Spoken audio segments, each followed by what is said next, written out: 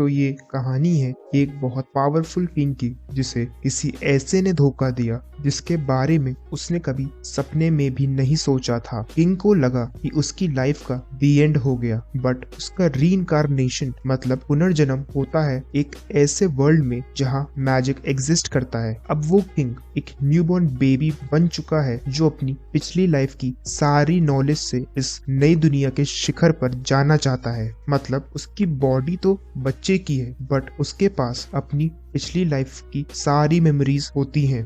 हमारा hero grey इस बात को झूठ मानता था कि डेथ के टाइम पर इंसान को एक टनल के एंड में रोशनी सी दिखाई देती है, तब तक जब तक वो इसे खुद एक्सपीरियंस नहीं कर लेता है। एक नॉर्मल डे वो अपने रूम की विंडो से बाहर की सिटी को देख रहा होता है। आफ्टर ऑल वो एक किंग है। वो टायर्ड फील करता है एंड सोने चला जाता है, बट उसे क्या पता था कि अब वो जाग ही नहीं पाएगा। उसका मर्डर हो चुका था। उसे नहीं पता था कि ऐसा किसने किया है, क्योंकि उसके बहुत सारे एनिमीज थे। उसे टनल के एंड वाली फेमस लाइट दिखती है एंड जैसे ही वो उस लाइट के पास पहुंचता है वो नोटिस करता है कि उसका नया जन्म हो चुका है। हमें पता चलता है कि इस न्यू लाइफ में उसका नाम आर्थर है एंड हम उसके पेरेंट्स को देखते हैं जो बहुत काइंड है। उसकी मॉम का नाम एलिस है जो बहुत शांत स्वभाव की है, और पापा का नाम रेनॉल्ड्स है जो कि एक भरोसेमंद इंसान है एंड कभी कभी बच्चों की तरह रिएक्ट करते हैं। हमारा हीरो इस नई लाइफ एंड लविंग फैमिली के लिए ग्रेटफुल है,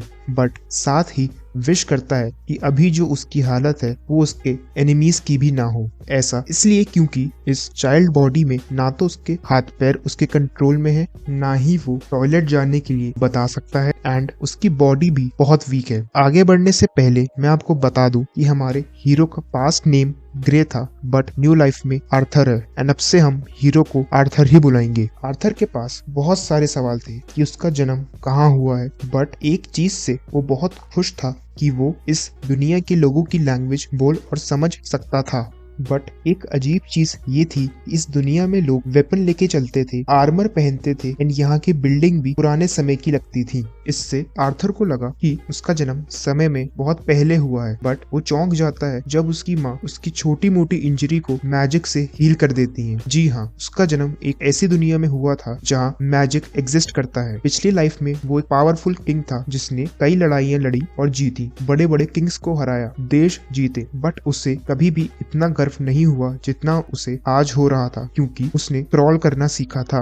आर्थर इस दुनिया के बारे में और जानना चाहता था, और क्योंकि उसने अभी क्रॉल करना सीखा ही था तो वो रात में चुपचाप अपने पापा की लाइब्रेरी में चला जाता था। वहाँ उसे पता चलता है कि वो एक कॉन्टिनेंट में है जिसका नाम डिकैथन है, जो कि 3 बड़े किंगडम से मिलकर बना है। एलेनोर जो कि जंगल में है एंड उस पे एल्व्स रूल करते हैं, डार्फ जो कि जमीन के नीचे है एंड उस पे ड्वार्फ्स रूल करते हैं, लास्ट में सैपिन जहाँ पे ह्यूमंस रहते हैं एंड वो इन तीनों में सबसे ज्यादा पॉपुलेटेड है। उसे ये भी पता चलता है कि इस दुनिया में भी उसकी प्रीवियस लाइफ की तरह मोनार्की सिस्टम है, बट इस दुनिया में राजा की कुर्सी कमाई नहीं जाती बल्कि इनहेरिट की जाती है। हम ये भी जान पाते हैं इस दुनिया की टेक्नोलॉजी काफी ज्यादा पुरानी और अंडर डेवलप्ड है, बट इसका रीजन मैजिक है, क्योंकि मैजिक लाइफ को बहुत इजी बना देता है। आर्थर के पास्ट वर्ल्ड में एक इनर फोर्स होती है कि वही गोकू वाली, जिसे काफी ट्रेनिंग करने के बाद अपनी बॉडी एंड वेपन्स को स्ट्रॉन्ग बनाने के लिए यूज किया जाता था। इस वर्ल्ड में भी एक सिमिलर फोर्स है, मैना, बस डिफरेंस इतना है कि ये केवल इनर नहीं बल्कि आउटर भी होती है, जो हमारी आसपास की सराउंडिंग में होती है। मैना यूज करने के बेसिक मेथड्स हैं पावर अप लाइक गोकू और spell casting like Harry Potter. हम 3 तरह के मैजिक यूजर्स के बारे में भी जानते हैं।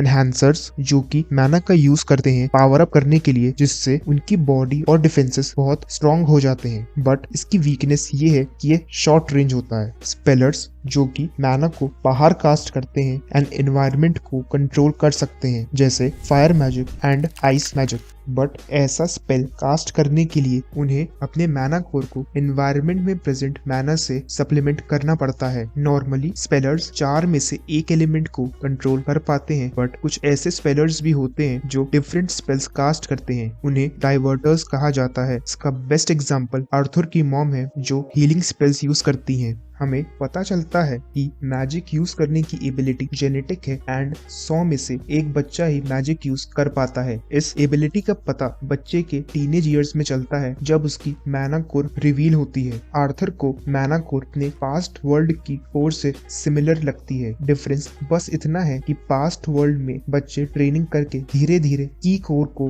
गैदर करते हैं एंड वो अपने आप टाइम के साथ एक सर्कल कोर बन जाता है। आर्थर सोचता है कि क्या वो ये सेम मैना कोर के साथ भी कर सकता है, तो वो आंखें बंद करके फोकस करता है और उसे छोटे छोटे मैना पीसेस उसके अंदर फील होने लगते हैं। वो फोकस करके इन पीसेस को एक सर्कल कोर बनाने की कोशिश करता है, बट हमेशा उसकी मॉम उसे ऐसा करते देख बीच में ही उठा के ले जाती हैं। ऐसे ही हम देखते हैं कि 2 साल निकल जाते हैं एंड आर्थर की मॉम को लगने लगता है कि उनका बेटा बाकी बच्चों से काफी अलग है, क्योंकि जब भी वो उसे सिटी में ले जाती हैं उसे टॉयज और चॉकलेट में इंटरेस्ट नहीं होता बल्कि वेपन्स एंड आर्मर्स में होता है। उसकी मॉम उसके फ्यूचर के लिए परेशान थी एंड सोचती है कि उन्हें स्ट्रिक्ट होना पड़ेगा ताकि आर्थर किसी मुसीबत में ना पड़े। उन्हें रेनॉल्ड्स पे ट्रस्ट नहीं था क्योंकि वो आर्थर को बचपन से ही फाइट करना सिखाना चाहता था, वो भी तब जब आर्थर ने चलना भी नहीं सीखा था। आर्थर अपने पापा को ऑब्जर्व करना स्टार्ट करता है एंड समझ जाता है कि उसके पापा एक एनहांसर हैं। वो केवल 3 मिनट फोकस करने से ही बड़े बड़े रॉक्स को उठा लिया करते थे। उसके पापा बाहर गार्डन में ट्रेनिंग किया करते थे एंड अक्सर वहाँ तबाही मचा देते थे, जैसे कि एक बार उन्होंने एक बड़ा पेड़ ही उखाड़ दिया था। आर्थर की मॉम ये देखने बाहर जाती है एंड तभी आर्थर इसका फायदा उठाते हुए ट्रेनिंग करने लग जाता है। 2 साल में उसने काफी ट्रेनिंग कर ली थी एंड अब वो बस फाइनल कोर बनाने वाला था। आर्थर समझ जाता है कि इस प्रोसेस में टीनेज तक का टाइम क्यों लगता है, क्योंकि ये प्रोसेस काफी स्लो है और इसमें बॉडी में प्रेजेंट मैना के हजारों छोटे पीसेस को बॉडी के सेंटर में लाना होता है। बट आर्थर ऐसा 2 साल में ही कर लेता है। जैसे ही वो मैना कोर बना लेता है, घर में एक ब्लास्ट होता है एंड पूरा घर उड़ जाता है। रेनॉल्ड्स अपनी वाइफ को बचाता है, बट ये जानने पर कि आर्थर अंदर ही है तुरंत घर की तरफ भागता है। वहां पहुंचने पर रेनॉल्ड्स जो देखता है उसे देख अपनी आंखों पर उसे यकीन नहीं होता है। एलिस भी अंदर आती है एंड शॉक्ड रह जाती है ये देखकर कि उसके 2 साल के बेटे की मैजिक अवेकनिंग हो गई है। जिस प्रोसेस में बच्चों को सालों लग जाते हैं वो उनके बेटे ने 2 साल में ही अचीव कर लिया था। आर्थर बहुत खुश होता है एंड उससे अपनी बॉडी में एक अलग पावर फील होती है, बट तभी उसे एहसास होता है कि उसकी वजह से पूरा घर डिस्ट्रॉय हो चुका है। उस दिन के बाद काफी चीजें बदल जाती हैं। एलिस ने आर्थर को पढ़ना और लिखना सिखाना शुरू कर दिया था। उसके पापा ने उसे मैजिक के बेसिक्स एंड फिजिकल ट्रेनिंग देनी शुरू की। 3 साल का होने पर आर्थर को उसके पापा ने वुडन स्वॉर्ड दी और उसे स्वॉर्ड फाइट सिखाना स्टार्ट कर दिया। इस दुनिया में किसी का भी स्ट्रेंथ लेवल उसके मैना कोर के कलर से मेजर किया जाता था। स्टार्टिंग में कोर का कलर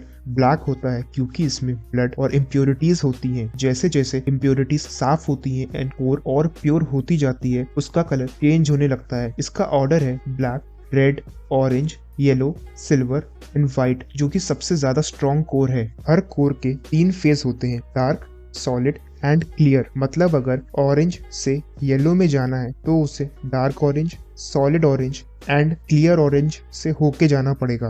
आर्थर के पापा को लगा कि उनका बेटा एक जीनियस है एंड वो उसे ज्यादा नहीं सिखा पा रहे हैं, जिससे उसकी ग्रोथ रुक रही है। वो सोचते हैं कि आर्थर को जायरस, जो कि एक बड़ी सिटी है, वहाँ भेजना चाहिए, पर एलिस इससे मना कर देती है क्योंकि आर्थर अभी 4 साल का ही था और वो उसे अकेला नहीं भेजना चाहती थी। तभी आर्थर सबको साथ में चलने का आइडिया देता है एंड सब सोचते हैं कि ये ख्याल उनके दिमाग में क्यों नहीं आया, और वो अगले ही दिन अपने कुछ पुराने दोस्त ट्विन हॉर्न्स के साथ जायरस जाने का मन बना लेते हैं। अगले दिन रेनॉल्ड्स गर्व से अपने बेटे को अपने दोस्तों से मिलवाता है। ट्विन हॉर्न्स में Adam Crench, Angela Rose, Brudon Walker, Jasmine Flemsworth and Helen Shard हैं। जर्नी शुरू होती है। जायरस तक जाने वाली रोड काफी खतरनाक है एंड इसलिए ग्रुप में ट्रैवल करना जरूरी है। रात में बॉयज जंगली जानवरों से बचने के लिए उनका शिकार कर उन्हें खाते हैं। हेलेन आर्थर के बारे में जानने के लिए क्यूरियस थी तो वो उससे बात करने लगती है और उसकी अचीवमेंट से काफी ज्यादा इम्प्रेस हो जाती है। एडम ये देख जेलस फील करता है एंड रेनॉल्ड से कहता है कि वो आर्थर के साथ ट्रेनिंग करना चाहता है। रेनॉल्ड्स मान जाता है बट एडम को केयरफुल रहने के लिए कहता है। आर्थर ट्रेनिंग नहीं करना चाहता एंड अपने फादर से ये कहने का ट्राई करता है बट उसके पापा उसे नोटिस नहीं करते एंड आर्थर को ट्रेनिंग करने जाना ही पड़ता है। आर्थर अपनी पास्ट लाइफ की नॉलेज का यूज करके फाइटिंग पोजीशन लेता है एंड एडम पे अटैक करता है बट एडम उसे लॉक करने के लिए कॉन्फिडेंटली वहीं पे खड़ा रहता है। आर्थर तभी वहां से गायब होता है। एडम को यकीन नहीं होता कि आर्थर उसके पीछे से उस पे अटैक करने की सोच रहा था बट आर्थर अपना बैलेंस नहीं बना पाता एंड एडम के अटैक को मुश्किल से डॉज कर पाता है। आर्थर फिर से अटैक करने की कोशिश करता है बट एडम उसे जोर से किक करता है जिससे वो गिर जाता है। एडम अपनी पूरी पावर से आर्थर पर अटैक करता है बट किसी तरह आर्थर उससे बच जाता है बट इसमें उसे काफी चोट लग जाती है। तभी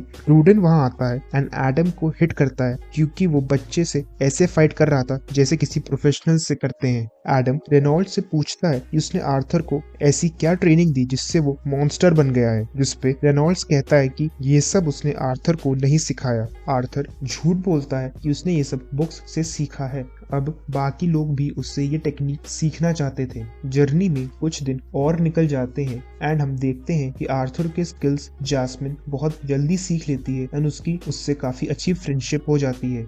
हम देखते हैं कि कुछ चोर आर्थर के कैरेज पे अटैक कर देते हैं। एंजेला विंड मैजिक से कैरेज को बचा लेती है बट उन सबको चोरों ने घेर लिया होता है। रेनॉल्ड्स एंड उसके फ्रेंड्स चोरों से फाइट करने लगते हैं एंड वो उन्हें हराने वाले होते हैं बट तभी रेनॉल्ड्स बहुत बुरी तरह हर्ट हो जाता है। आर्थर एंड उसकी मॉम रेनॉल्ड्स के पास जाते हैं बट किसी रीजन से एलिस उसे पूरी तरह हील नहीं कर पाती है। रेनॉल्ड्स आर्थर से एलिस के साथ एस्केप करने के लिए कहता है बट आर्थर ऐसा करने से मना करता है और उनके साथ फाइट कर उन्हें सपोर्ट करने के लिए कहता है। रेनॉल्ड्स बताता है कि वो आर्थर से एलिस को प्रोटेक्ट करने को इसलिए कह रहा है क्योंकि एलिस प्रेग्नेंट है। आर्थर समझ जाता है और वहां से अपनी मॉम के साथ एस्केप करने लगता है। तभी एक आर्चर उन पे अटैक करता है बट आर्थर उसके एरो को अपनी स्वॉर्ड से रोक देता है बट इसमें उसकी स्वॉर्ड ब्रेक हो जाती है। आर्थर रियलाइज करता है कि कुछ गलत है। तभी माउंटेन के ऊपर एक स्पेल कास्टर उन पे वाटर स्पेल से अटैक करता है। आर्थर इस अटैक को अपने मैना से रोक सकता था बट इसमें उसकी मॉम को खतरा था।